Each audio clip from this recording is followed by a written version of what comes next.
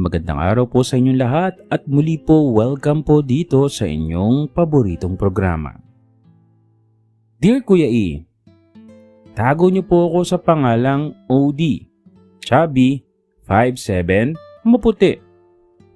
Kuya E, minsan talaga bibiglain ka ng pagkakataon. Dahil po sa pagkabigo ko sa pag-ibig, it's been 7 years na wala na akong kahit anong koneksyon sa lalaki. I am gay, Kuya E, na tago.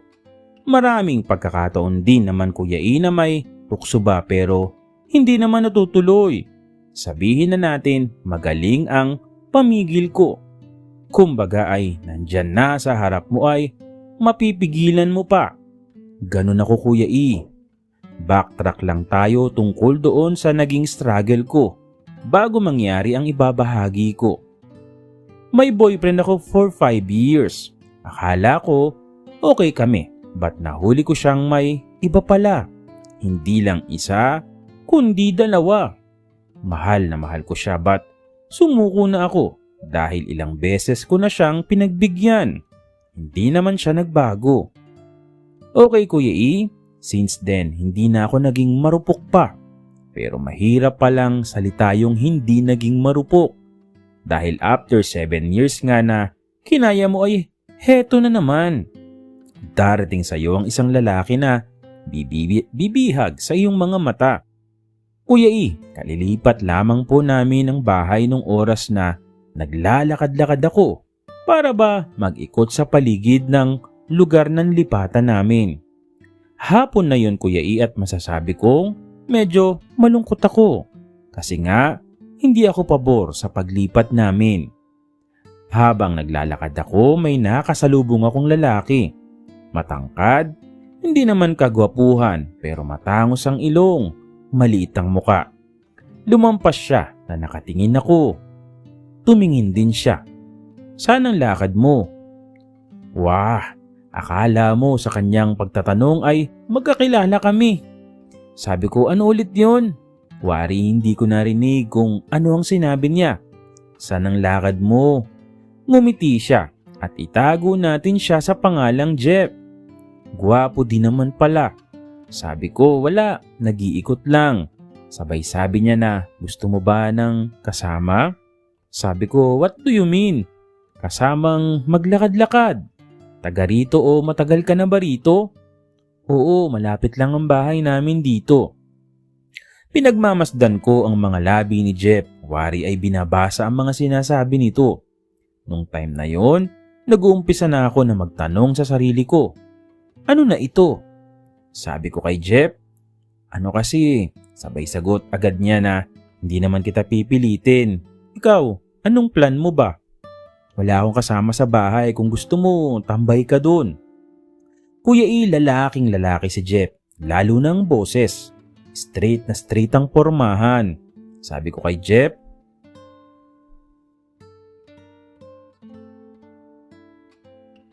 ano bang gusto mo? Sabi niya sa akin kahit ano. Ikaw? Sabi ko kahit ano talaga. Oo naman, pwedeng kahit ano. Sumusubo. Pagtatapat ko kay Jeff. Oo naman, basta gusto mo. Sa pagsabi niya noon medyo nabigla ako. Kasi yung itsura niya, lalaking lalaki, hindi parang pang ganun. Pero heto nga at kinonfirm na niya. Sabi ko sa kanya, teka, wala akong dalang pera. Baka naman nagpapabayad ka. Biglang umisi si Jeff. Ano ka ba? Libreng-libre to. Kahit na malaki to, hindi ako magpapabayad sa'yo. Humawak si Jeff doon sa bahagi ng short niya at humubog nga. Pero bakit ganun? Naisip ko, natigasan na. Agad ba siya? Wala lang ba talaga akong pakiramdam? Kasi wala naman ng reaksyon yung pops ko kahit na tipo bang gusto ko na siya. Gusto agad? Kuya E, napapayag ako ni Jeff sa gusto niya. Naglakad-lakad, nakarating sa bahay nila. Malaki. Bakit walang tao dito? Si mama nasa probinsya, sina lola, andun kina papa. Ngayon ka lang mag-isa? Oo, bakit? Gusto mo ba dito tumira? Loko. Sa sala, Kuya E, itinulak ako ni Jeff. At doon, hindi ko inaasahan na hahalikan niya ako. Kuya E, for almost 7 years, hindi ko nagawa yun. Iba ang feeling. Naisip ko at mabuti pala, nag-toothbrush ako bago lumabas ng bahay. Same with Jeff, mabangong hininga. At doon nga Kuya E, nagtanggalan na ng saplot. Para akong halos hindi makagalaw sa pwesto ni Jeff. Siya ang nag-initiate ng kung ano-anong klaseng romansa. Tila ba siya ang masabik sa lahat, and yes, ang sabi kong lalaking lalaki ang dating, siya pa ang unang lumantak sa akin. Kuya E, grabe sa elang nararamdaman ko talaga noon dahil sa galing ni Jeff. Kumbaga ay tinodo-todo na nito ang performance. Nag-start na rin akong mga pa, Kuya E, nang bumalik sa labi ko si Jeff. Panalo si Jeff. Walang sinabi ang aking paps. Medyo nahiya ako pero wala namang issue yun. Ginalingan talaga ni Jeff. Mahabang oras ang ginugol namin Kuya E hanggang sa mag-decide na sumabog ng sabay. Kuya E, sulit na sulit ang mga naganap. Sabi ni Jeff gusto niyang makita ang pagsabog tapos tumungo siya. Tumungo sa tiyan ko at sinimut yun. Pinakita pa sa akin paano niya simutin sa pamamagitan ng dila ang krema. Kakaibang elyon Kuya E. Iba rin ang feeling na matapos ang mahabang panahon, may ganun pala akong mararanasan. So paano, mauulit pa ba to? Tanong sa akin ni Jeff. Ikaw, lapit lang naman ang inyo dito. Sabi mo, di ba? Oo naman, pero pasensya na.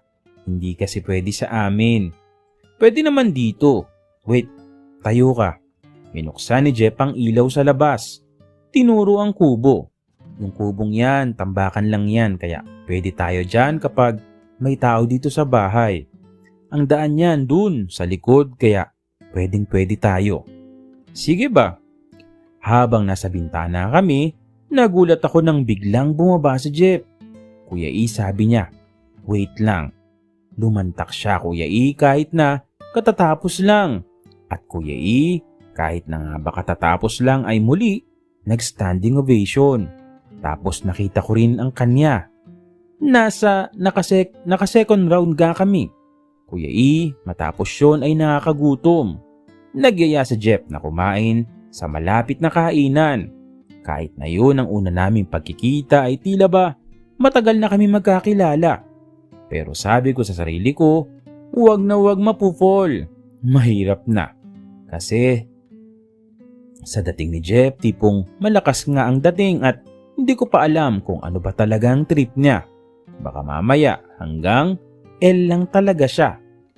Pero Kuya E, kahit sabihin talaga na ayaw mo na ay hindi mo pa rin mapipigilan. Nagpatuloy ang pagkikita namin ni Jeff. After 3 months, tinanong ako ni Jeff kung mahal ko siya. And sa totoo, for the past 3 months, naramdaman ko yun. At yes, Kuya E, naging kami ni Jeff. Yung sinabi ko sa sarili ko na ayaw ko na ay hindi rin naman nangyari. Pero hindi naman ako nagkamali. Dahil for the past 9 years, si Jeff ang kasakasama ko sa buhay ko. Kaya naman sino nga ba ang makakapagsabi na sa isang hapon o araw, mamimit mo talaga ang magmamahal sa'yo. Sana wag kayong panghinaan ng loob na mahanap pa yung taong magmamahal at makakasama nyo sa buhay. Salamat po Kuya E sa inyong pagbasa ng aking email letter.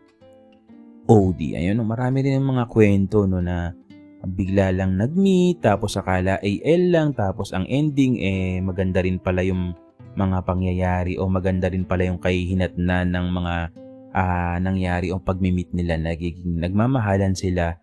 At yun ang isa sa mga sasabihin na naman nilang sana all. Muli, maraming salamat po sa patuloy na sumusubaybay, sumusuporta dito po sa inyong paboritong programa. Maraming salamat po sa inyong lahat.